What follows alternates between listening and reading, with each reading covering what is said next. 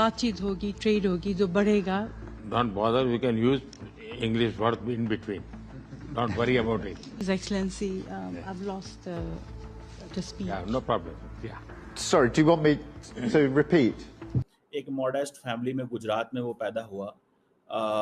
बाप उसका जो है वो चाय बेचता था रेलवे स्टेशन में, और फिर वो आरएसएस के रैंक से उठा, फिर बीजेपी में एंटर हुआ, फिर बीजेपी में पंजे गाड़े, और अभी आरएसएस परेशान है कि यार ये बंदा हुकूमत छोड़ेगा भी कि नहीं छोड़ेगा. वो आरएसएस चीफ जो है वो सिग्नलिंग कर रहा है कि मोदी है तो मुमकिन है. मोदी है तो मुमकिन है. इंडिया के साथ चाइना जैसे कंट्री टक्कर नहीं ले सकती, ठीक है, हम लोग नहीं ले सकते, मालदीव नहीं ले सकता, तो उनके साथ अमेरिका, मतलब कि अमेरिका जैसे सुपर पावर भी नहीं ले सकती. उसने अपनी पार्टी के देखें 3 कंसेक्टिव नेशनल इलेक्शन विक्ट्रीज दी हैं उसने अपनी पार्टी को. ठीक है जी, ये काम मेरे ख्याल है जवाहरलाल नेहरू ने किया था, और एज ए चीफ मिनिस्टर जो है उसने 6 कंसेक्टिव इलेक्शन जीते थे. मोदी की बात कर लें तो ठीक है, मोदी बहुत अच्छे एक लीडर है उनकी कंट्री, अपनी कंट्री के लिए, ठीक है, वो अपनी इकोनॉमी को डे बाय डे बेस्ट लेकर जा रहे हैं, अपने लोगों का सोच रहे हैं, वो हर चीज़ में टेक्नोलॉजी में वो हमसे बहुत आगे हैं. सर, इंडिया ने कमाल कर दिखाया है, भारत ने कमाल कर दिया है, क्योंकि भारत का पासपोर्ट 2025 में 10 स्पॉट्स हाई जंप किया है. देखो, ये दुनिया में एक्सेस दी, ये हमें आउटरीच दी, हमें यहाँ जहाँ से फ़ायदा हुआ, अब हम दुनिया में एक रेलिवेंट प्लेयर हैं.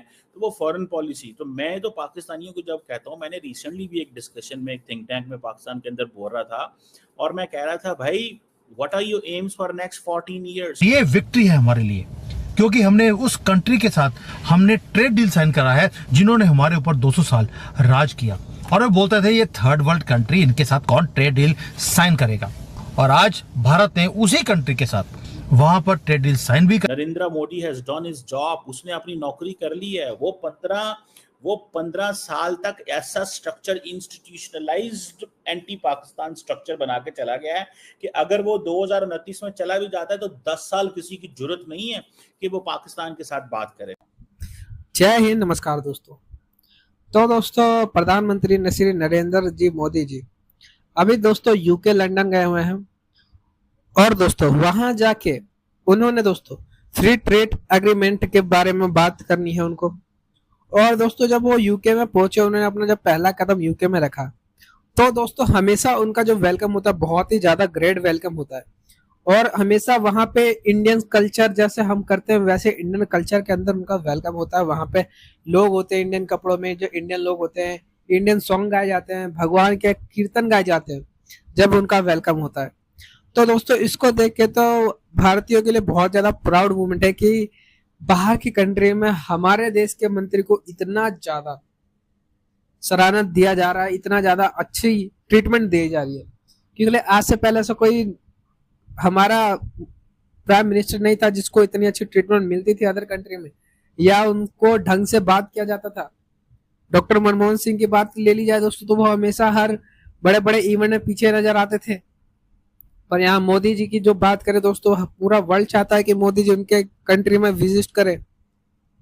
तो दोस्तों आइए देखते हैं कि बाकी मीडिया इसके ऊपर क्या रिएक्शन दे रहे हैं. तो वो फॉरेन पॉलिसी, तो मैं तो पाकिस्तानियों को जब कहता हूँ, मैंने रिसेंटली भी एक डिस्कशन में एक थिंक टैंक में पाकिस्तान के अंदर बोल रहा था, और मैं कह रहा था भाई what are your aims for next 14 years. Narendra Modi has done his job, उसने अपनी नौकरी कर ली है. वो 15 साल तक ऐसा structure, institutionalised anti Pakistan structure बना के चला गया है कि अगर वो 2029 में चला भी जाता है तो 10 साल किसी की जरूरत नहीं है कि वो पाकिस्तान के साथ बात करे. और कांग्रेस तो वैसे ही डरपोक रहती है. वो तो मनमोहन सिंह साहब तो आ ही नहीं सके as a prime minister Pakistan, वो तो डरते रहते थे सारा टाइम. तो उनकी तो वो पोजीशन ही नहीं है. राहुल गांधी क्या कर पाएगा, और ये मीडिया, ठीक है, ये क्या वो इस मीडिया को अलोर कर पाएंगे, इस मीडिया को अपने साथ मिला पाएंगे, इस मीडिया को इंगेज कर पाएंगे? तो मतलब that you know for this you need a lot of, आपको बहुत कुछ चाहिए भैया. ये कोई आसान काम नहीं है. ये कोई बिल्कुल वो जिसे कहते हैं ना, कोई इतनी वो चीज़ नहीं है कि रातों रात ये काम नहीं होने वाला. तो मुझे ये लगता है कि ये है कि भाई आप देखें ना, एक मॉडेस्ट फैमिली में गुजरात में वो पैदा हुआ. बाप उसका जो है वो चाय बेचता था रेलवे स्टेशन में, और फिर वो आरएसएस के रैंक से उठा, फिर बीजेपी में एंटर हुआ, फिर बीजेपी में पंजे गाड़े, और अभी आरएसएस परेशान है कि यार ये बंदा हुकूमत छोड़ेगा भी कि नहीं छोड़ेगा। वो आरएसएस चीफ जो है वो सिग्नलिंग कर रहा है, जो ग्रास रूट लेवल पे है। देखें, आपको बुरा लगे या अच्छा लगे किसी को पाकिस्तान के अंदर, बट ये चीज तो है कि वो बंदा ग्रास रूट पे है। हमने फॉर एग्जांपल क्या पाकिस्तान के अंदर ग्रास रूट में हमने किसी को प्राइम मिनिस्टर बनने दिया इस मुल्क के अंदर, या चीफ मिनिस्टर बनने दिया? ये सवाल थोड़ा सा चुभने वाला पाकिस्तान को। लेकिन क्या ग्रास रूट लेवल पे, ये जिसको हम ग्रास रूट लेवल पे भी प्राइम मिनिस्टर बना रहे होते हैं या चीफ मिनिस्टर बना रहे होते हैं ना पाकिस्तान में, वो भी हम बेसिकली उसको कंट्रोल करने के लिए बनाते हैं के साथ, जहां पर हमारे ऊपर प्रेशर है कि रशिया से तेल लेना बंद कर दीजिए, अमेरिका के साथ डील कीजिए, झुककर आपको काम करना पड़ेगा क्योंकि एम्परर ट्रंप आपको बोल रहे हैं। और ये विक्ट्री है हमारे लिए, क्योंकि हमने उस कंट्री के साथ हमने ट्रेड डील साइन करा है जिन्होंने हमारे ऊपर 200 साल राज किया।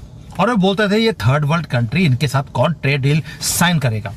और आज भारत ने उसी कंट्री के साथ वहां पर ट्रेड डील साइन भी करी, और मोदी जी ने कुछ ऐसा बोल दिया जिसके कारण डोनाल्ड ट्रंप को झुकना भी पड़ेगा और उसको आग भी लगा दी है। और यही ट्विस्ट है मोदी जी का, जो जाते हैं हिस्टोरिकल काम भी करते हैं और अमेरिका जैसी कंट्री को शेकअप भी करते हैं। ये मैं कोई सेंसेशन क्रिएट करने की बात नहीं कर रहा हूं, इसलिए बोल रहा हूं क्योंकि दिमाग खराब हो गया है डोनाल्ड ट्रंप का। ट्रेड डील के बाद साइन होने के बाद जो मोदी जी ने बोला उसके ऊपर भी मैं बात करूंगा, सारा कुछ डिटेल में।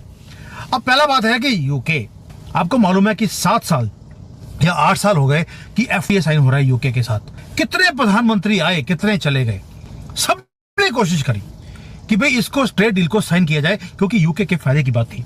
लेकिन भारत ने बोला कि जब तक हमें फायदा नहीं होगा हम तुम्हारे फायदे की बात नहीं करेंगे। ये कांग्रेस की गवर्नमेंट नहीं है। डिले होता रहा, कॉन्स्टेंटली पोस्टपोन भी हुआ, और फाइनली ऑफिशियली वो साइन हो चुका है। यूके के जो नए प्रधानमंत्री हैं केयर स्टामर, उन्होंने पब्लिकली डिक्लेयर किया कि this is the biggest and most economically significant trade deal that UK has ever signed. Even जो ब्रिटिश मीडिया थे दे वर शॉक्ड। जो गार्डियन उनका है उन्होंने लिख दिया कि नोबडी थॉट कि ये साइन होगा, लेकिन ये इवेंचुअली हो गया है। और ये जो आपको मालूम है ऋषि सुनक कितनी देर वो वेट करते रहे कि एफटीए साइन हो जाए भारत के साथ, लेकिन मोदी जी ने नहीं होने दिया। और उसके बाद मोदी जी आए यूके में, बैठे, साइन किया, काम खत्म। भारत ने यह भी बोल दिया कि जो ब्रिटिश यूनिवर्सिटीज हैं जो दुनिया भर में फेमस हैं, उसके कैंपसेस भारत में खुलने चाहिए। कई दफा पाकिस्तान में कहा जाता है वो जी बलोचिस्तान से हमने वजीर आजम ले लिया। वो समटाइम जो हम बलोचिस्तान से वजीर आजम ले रहे होते हैं या कुछ चेयरमैन सेनेट ले रहे होते हैं तो वो उसकी डायनेमिक्स डिफरेंट होती हैं। सो ये चीज तो माने कि he came from the grass root, उसका कनेक्शन है और उसने